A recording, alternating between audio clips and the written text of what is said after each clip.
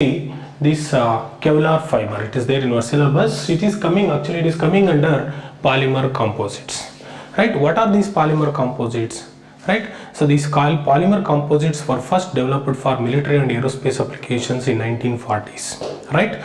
So these polymer composites it is a combination of two or more distinct components in order to form a new class of materials which are suitable for structural applications, right? So they are called as composite materials. If one of the component is a polymer, then it is called as polymer composites, right? So these polymer composites are comprises of two components. One is matrix, right? The other one is fiber. I will come to the fiber later. So the first component in a polymer composites is matrix. These matrix are usually a thermoset material, right? So I already explained what is thermoset polymer, right? So which upon heating it will become soft and undergo some sort of chemical reaction, and that converts themselves into some infusible or insoluble mass. You cannot reshape or retain in the same. So that type of materials. So these are thermoset materials which are capable of embedding, encapsulating, adhering or reinforcing, right? So actually these matrix materials impart high strength and stability to the composites, right? And they are going to control their physical, chemical, mechanical and thermal characteristics, right? So examples for this matrix are epoxy, right? So phenolic resins,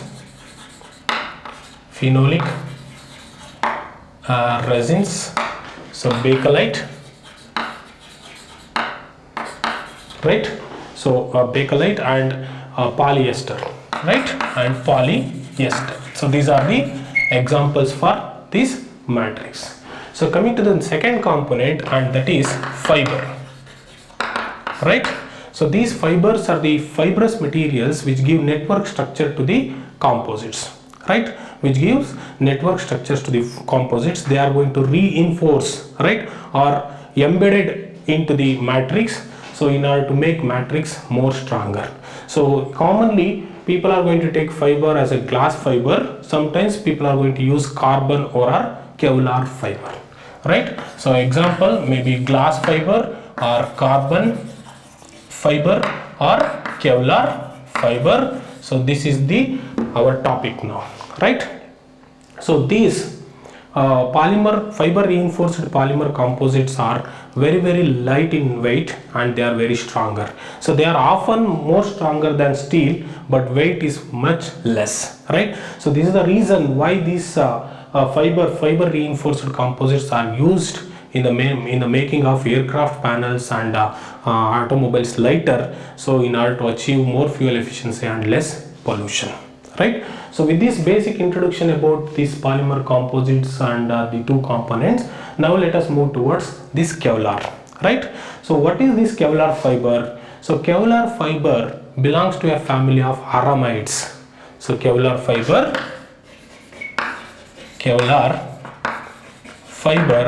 belongs to a family of aramides. Here aramides means aromatic amides, right? Aramides means aromatic amide. It is an aromatic polyamide with a name polyparaphenylene terephthalamide, right? Polyparaphenylene terephthalamide, right? So here in this case of Kevlar fiber, the linkage through the para positions of the phenyl rings, right? So they are going to make a Kevlar a strong ability to stretch and hence its extra strength, right? So now let us see the synthesis of this Kevlar fiber. This Kevlar fiber can be synthesized by the condensation reaction between paraphenylene diamine and terephthalonyl chloride, right? Condensation reaction between paraphenylene diamine and terephthalonyl chloride. So if you write the structure of paraphenylene diamine, so it will be looking like this. Either you can write a circle on this, or you can write bonds. So NH2, NH2. So paraphenylene diamine. So at the para positions the phenyl rings are there. So similarly, so terephthalonyl chloride. So C double bond O, Cl. So actually we need to write N times we have to take, and similarly C double bond O Cl. So this is paraphenylene diamine, and this is terephthalonyl chloride. So terephthalonyl chloride. Okay, so these two monomers undergo condensation reaction, and they are linked through the para positions of the phenyl rings. So this is the reason why Kevlar fibers exhibit more strength and stiffness. So because of the linkages through the para positions. So if you can write, so minus NHCl, HCl will be removed, H from here, Cl from the this terephthalonyl chloride, it will be removed, and thereby the resulting polymer is called as Kevlar fiber. So if you can write, so it NH, right, and then phenyl ring, right, so NH you can write, and C double bond O, and then once again phenyl ring, so and C double bond, so O, C double bond O and N times, right. So this particular group is called as amide group, right. As aromatic rings are there, it is called as aromatic polyamide or aramide, right. As these two monomers are linked through para positions, hence its extra strength and stiffness, right. So this is called as Kevlar fiber, right. So IUPAC name is polyparaphenylene terephthalamide, right. So this is the thing. So Kevlar fiber is the first high strength synthetic fiber which gets accepted in plastic industry, right. So it is going to form even a better fibers than the conventional non-aromatic polyamides such as nylon 66. Compared to nylon 66, Kevlar fiber forms even better fibers, right. So that is the thing. And if you come and look at the properties, right, so the properties of this Kevlar fiber, so properties are, so as we have already given the introduction, so properties are in line with the introduction only. So they are, you know, very light in weight. The properties are very light in weight, right, and then they exhibit high tensile strength and stiffness, right, high tensile strength and stiffness. They are high, you know, corrosion resistance and abrasion resistance. They exhibit good thermal stability, and they are resistance to the chemicals, okay, they are resistance to the chemicals. So all these are the properties. The first property is they are very light in weight, they exhibit high tensile strength and stiffness, a good abrasion and corrosion resistance, they are more thermal stable, and then they are resistance to the chemicals, okay. And then coming to the applications,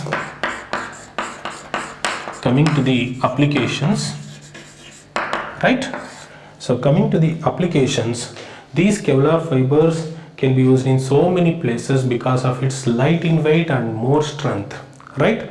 So the first application is they are used in the manufacturing of aircraft panels or lightweight boat hulls and race cars, right. The second application is they are used in the manufacturing of bridge structures and bulletproof vests, right, bridge structures and bulletproof vest. So they are used in the manufacturing of puncture resistance bicycle tires, they are used in the manufacturing of military helmets, they are also used in the manufacturing of tires, brake pads and lining for clutch, right, and they are used in the manufacturing of ropes, cables, right, and fire resistance clothing, right. So these are all the applications of this Kevlar fiber, right. So it is very okay. The next concept is conducting polymers, right.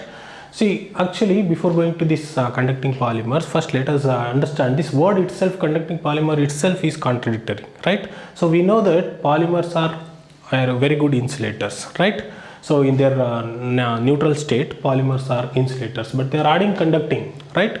So that means, so first let us see this chart. So whereas as of now we know that, so the conductors are having conductivity band range from 10 to the power of 2 to 10 to the power of 4, right, Siemens per centimeters, and semiconductors are exhibiting the conductivity in this range, right, that is 10 to the power of minus 2 to 10 to the power of minus 6, and insulators shows their conductivity range in this band, that is 10 to the power of minus 10 to 10 to the power of minus 18 Siemens per centimeter, right. So here it is possible to transfer an insulator, right, into a conductor, right. So that type of materials are there, right. It is just like doping of a semiconductor in order to make it conducting, right. We all understood how one can do the doping of the silicon semiconductor with arsenic or gallium, right. So we are doping, isn't it, or p-type doping or n-type doping, that and all we have heard, right. So in the similar way here it is possible to dope an insulator in order to make it conductor, right. So that's why we will come up with one more class of polymers that are very, very important in electronic fields, right, that are called as conducting polymers, right. See, conducting polymers, right, these are the organic polymers, right, exhibiting their conductivity band similar to that of conductors with highly delocalized pi electron system, right. So that type of organic polymers, right, having conductivity band similar to that of conductors, the conductivity band similar to that of conductors with highly delocalized pi electron system are called as conducting polymers, right. So these conducting polymers are obtained by doping with a suitable oxidizing or reducing agent into a backbone chain consisting of alternative single and double carbon-carbon bonds, right. So what happens, this doping results in the delocalization of the pi electron system, therefore that results in the conduction of the materials, right. So if you look at different types of doping, so a neutral polymer is an insulator. A neutral polymer is an insulator exhibiting conductivity range in this range, right. So that can be converted into a conductor by suitable doping, right. So if you are treating an organic polymer with an oxidizing agent, right, or an electron acceptor, then it is called as oxidative doping.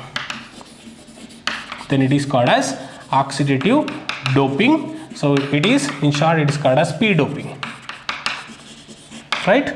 So next, if you are treating with this organic polymer with a reducing agent, right, or electron donor, then it is called as reductive doping, right, reductive doping.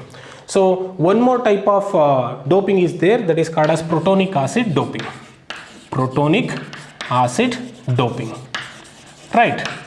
So protonic acid doping, here it is called as N doping. So here what we are going to do, so here we are going to treat with electron acceptors such as, or an oxidizing agent or electron acceptors. So in oxidative doping we are treating an organic polymer with an oxidizing agent or electron acceptor such as iodine, so arsenic chloride or FeCl3. So you can use these three as an oxidizing agent or electron acceptors. So here, so we are going to use lithium or sodium naphthalide, right. Sodium naphthalide can be used as an electron donor, right.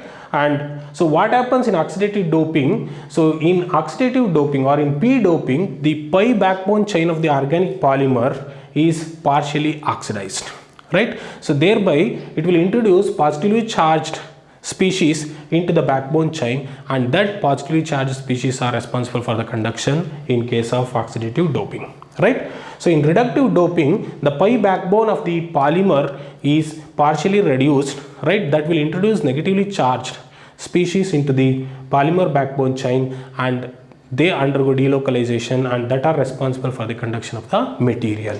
And in protonic acid doping, so what we are doing is, so the current carrying charged species like positive and negative charges are introduced by protonation of the polymer by using or by treating with an aqueous acids, right. So this is all about the doping, right, mechanism of doping in case of conducting polymers, right? So if you choose, if you by doing a suitable doping, so it is similar to that of doping of the silicon semiconductor. It is possible to convert an insulator into a conducting polymers, right? So and then, so not all polymers can be converted into conducting polymers, right? So there are some basic requirements which are which a polymer, right, for an organic polymer, so in order to inherently convert into conductors, so the first requirement, the first and foremost requirement for a polymer, for an organic polymer in order to become a conducting polymer is,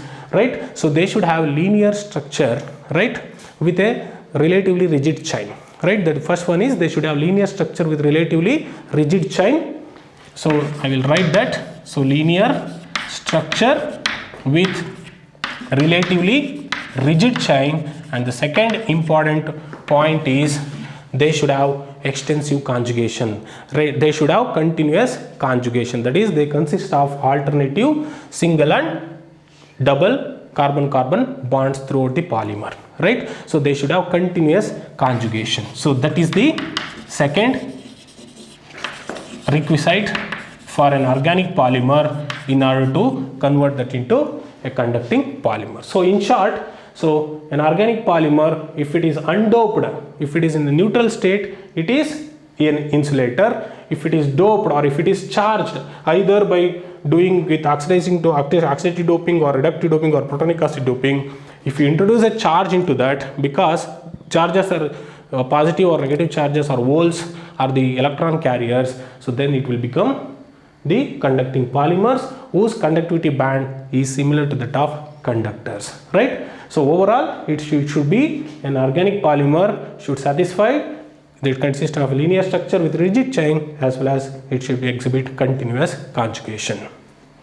Conducting polymers, right? So if you can look, so we can give examples like this: polyacetylene, polyaniline, see polypyrrole and polythiophene, right? So all these organic polymers are having linear structure with relatively rigid chain, as well as they have continuous conjugation. So here in this module we can consider the conductance behavior of the polyacetylene, right?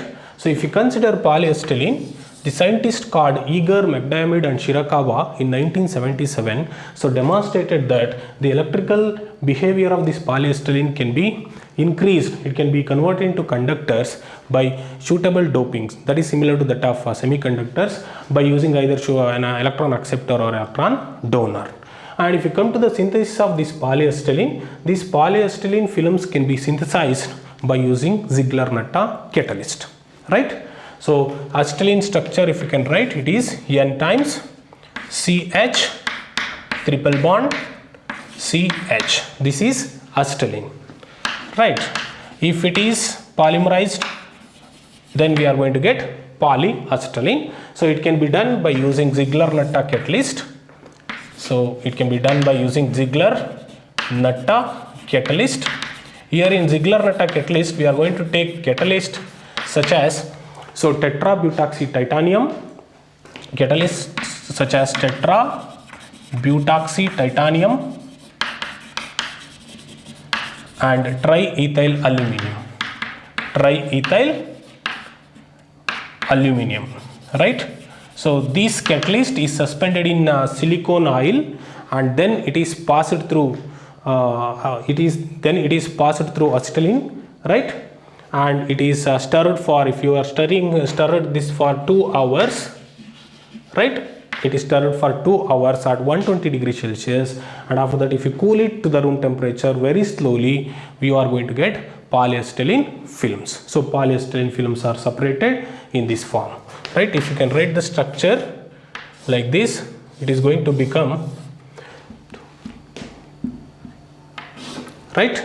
So like this, a linear structure will be obtained.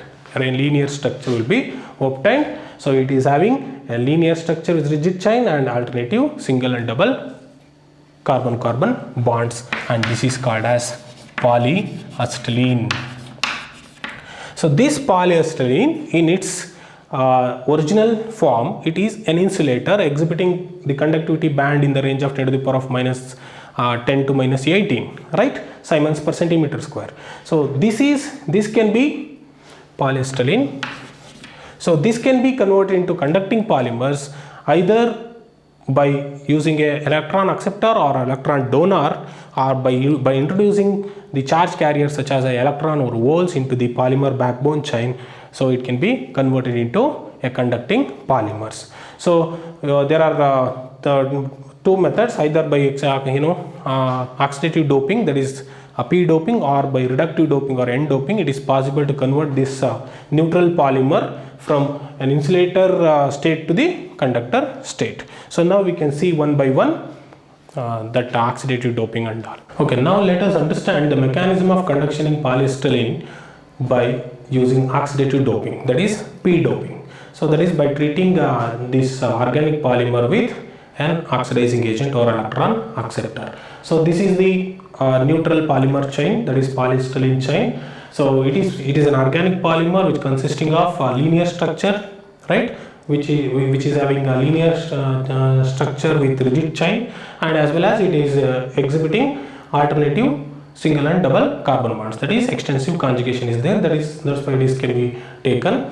So if you look at the neutral polymer, right, it is an insulator. In its original form, it is an insulator exhibiting conductance in the range 4.4 into 10 to the power of minus 3 Siemens per meter. So that is 4.3 into 10 to the power of minus 3 Siemens per meter, right? The conductivity range will be in this order. But the doped polyacetylene is going to show the conductivity in the range 4 into 10 to the power of 4 Siemens per meter, right? So that's why we need to do doping, that is oxidative doping, by using an oxidizing agent. So here in case of this, we are taking iodine as an oxidizing agent. So iodine in carbon tetrachloride is added, right, to do the doping. So if you subject this polyacetylene to doping, right, so that is by treating with iodine in carbon tetrachloride. So then what happens, it is an acceptor, right, it is an oxidizing agent, or you can call it as acceptor. So it is going to accept an electron from the pi backbone chain, right. So thereby creating a positive charge and a free electron, a hole in the backbone chain, and a free electron will remain there as it is, right. So here if you treat this, so what happens, it will take up an electron, from this double bond, and thereby it is going to form a positive charge, and an electron pair, right. One lone electron will be written on the other carbon atom, so that can be written so like this. So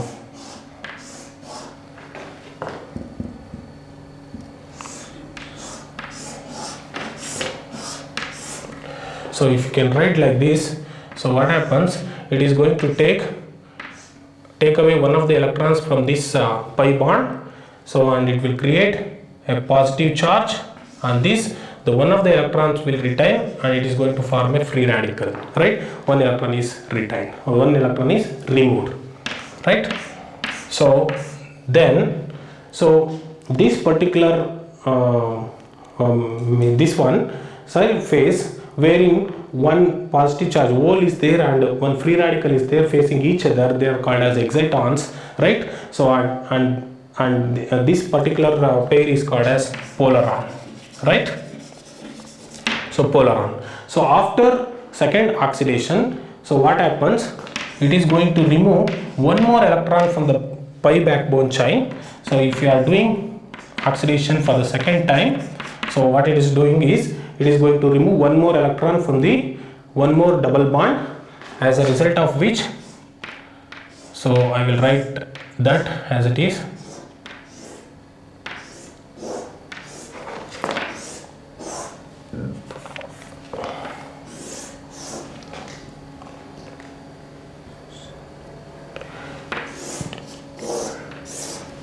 right? So what happens is, so here it is there and this will be there. So from this carbon from this pi bond, so it is going to remove one more electron and will create a hole, and the lone electron will retain on the other carbon atom. So like this. Okay, so the rest of the molecule will be retaining same. So now what happens, these it consisting of two polarons, right? So two charges which are facing each other, right? So holes and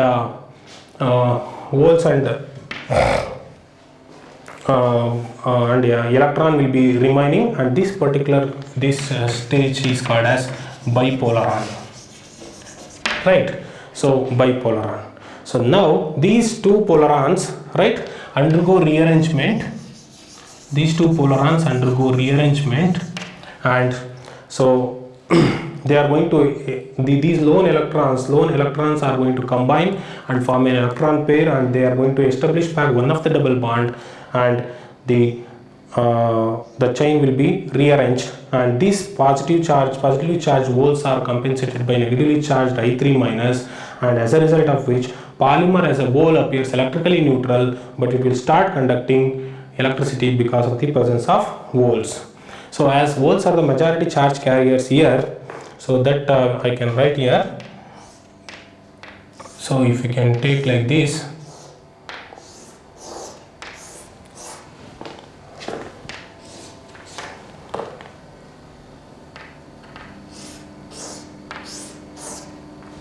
so 1 2 3 4 5 6 7 8 9 10 12. So this lone electron will migrate here and it will break, and it will combine with you can write like this, right?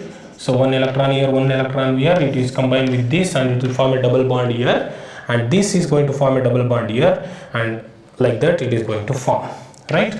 So this is a thing. Here positive charge will be remaining, and a double bond will be formed by combining this, and this will be removed, and a double bond will be formed here, and positive charge will retain here, and next this is double bond and this double bond, right? So these positively charged holes are compensated by negatively charged I3 minus, right?